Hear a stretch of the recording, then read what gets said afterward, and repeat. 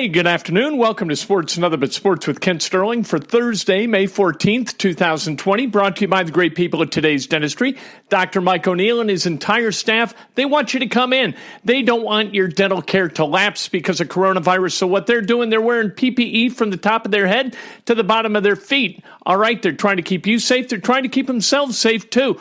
Give them a call because your dental hygiene is way too important to let lapse because of coronavirus.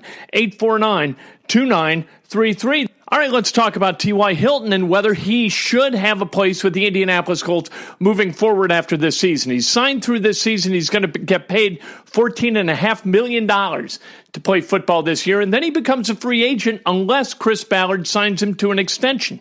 Should the Colts do that? Over the course of his first 7 years in the NFL, T.Y. was pretty damn good. He led the NFL in receiving yards once. He went to 4 Pro Bowls. In 2018, at the end of the season, he had the ankle issues, and so he wasn't effective against the Kansas City Chiefs in the playoffs. And then in 2019, he tore that calf muscle, and all of a sudden, T.Y.'s on the shelf. He played 10 games. He had 45 catches, 501 yards, career lows in yards per catch at 11.1, and a career low in yards per target at 7.4.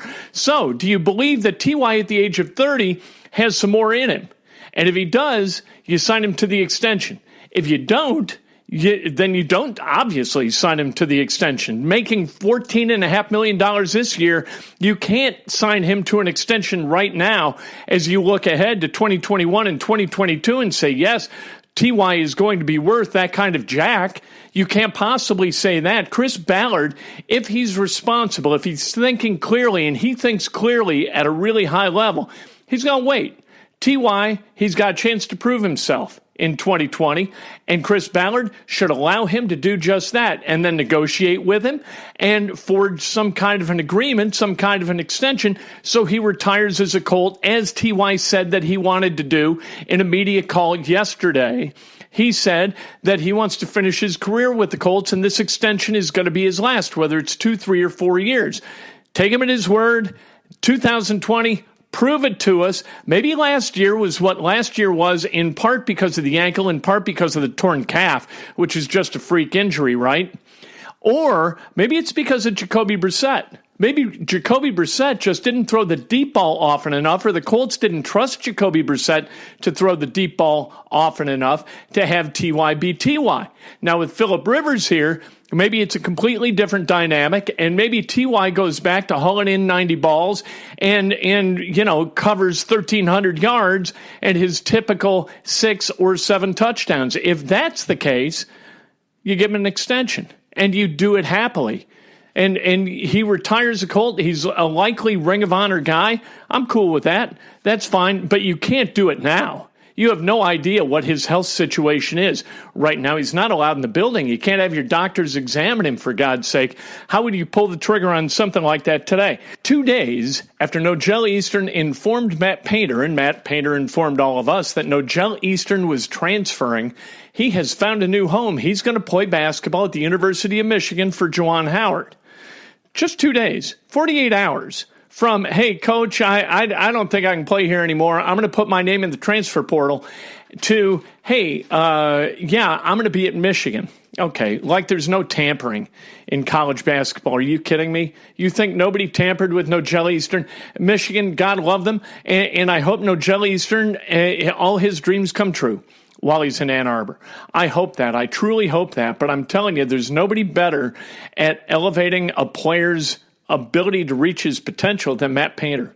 We've seen it over the 15 years or so that he's been at Purdue, and to think that something is going to magically change because you're changing addresses from West Lafayette to Ann Arbor is just completely illogical. Nojel Eastern, we wish him the best, but you know what? You look at a guy who really basically quit on his team, and another guy, Matt Harms, who basically quit on his team. They're going to go elsewhere, and are they really going to be the kinds of guys who are going to lead their teams to great success? It seems unlikely. We need to find ways to deal with each other without yelling. All right, I was thinking about this yesterday. We have this debate, a little bit of debate about coronavirus and college football on Facebook, and it's all very well mannered until this guy gets on there and just starts being an idiot.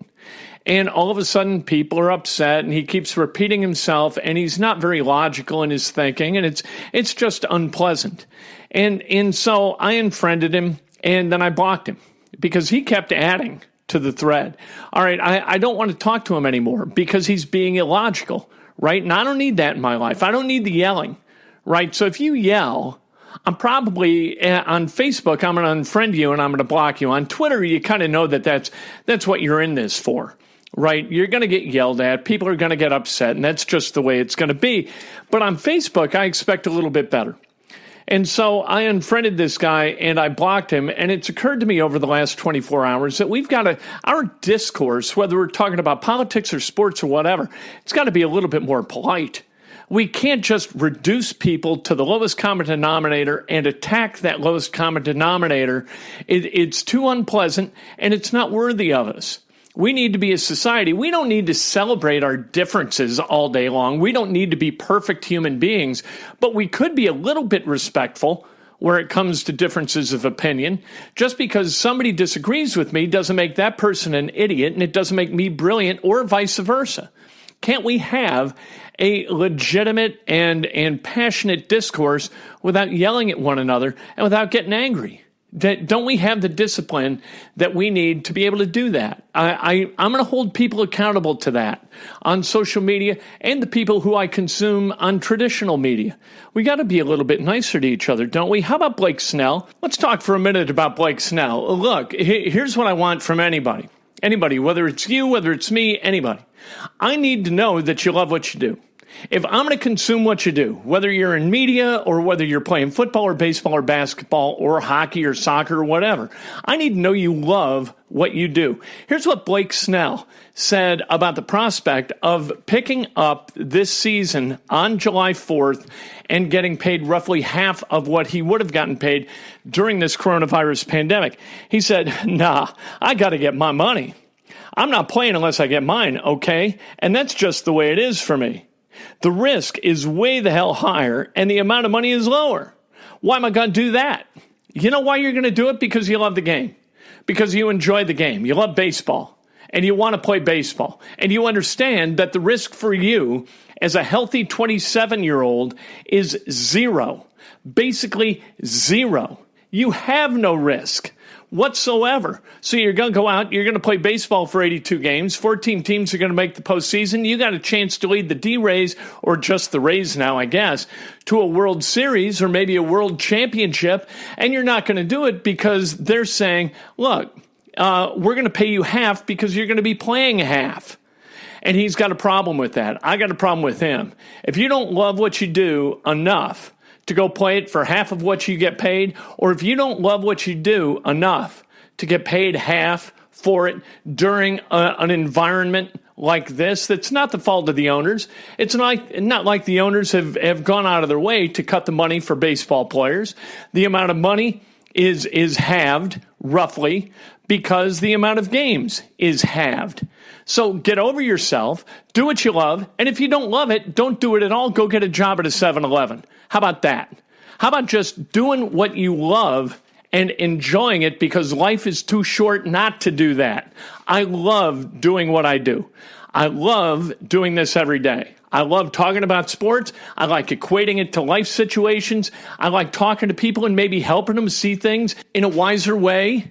That makes me happy. So I do it every single day, and I'm glad you're here to listen to it. Breakfast with Kent tomorrow morning, 8 o'clock on Facebook Live, at about 8:15 on Periscope and on Twitter. We do it on YouTube, too. It's on KentSterling.com, as is everything I do this and Breakfast with Kent, and whatever I write. I wrote about the T.Y. Hilton deal today. I may write about Blake Snell a little bit later today. It's what I do. I do it because I love it. I don't do it because I make a ton of money for doing it. If I was a baseball pitcher, if I'm 27 years old, you bet your ass I'm towing the slab as soon as I can get out there and get guys out. That's what I would be doing, because I know that that's going to bring joy to the people of Tampa. I know that I'm making people happy if I'm Blake Snell. Life is way too short to see it through a prism of just what it is to me. I'd rather look out a window than look in a mirror. And you look at me, you understand why. We'll talk to you tomorrow morning, brought to you by the great people at Today's Dentistry.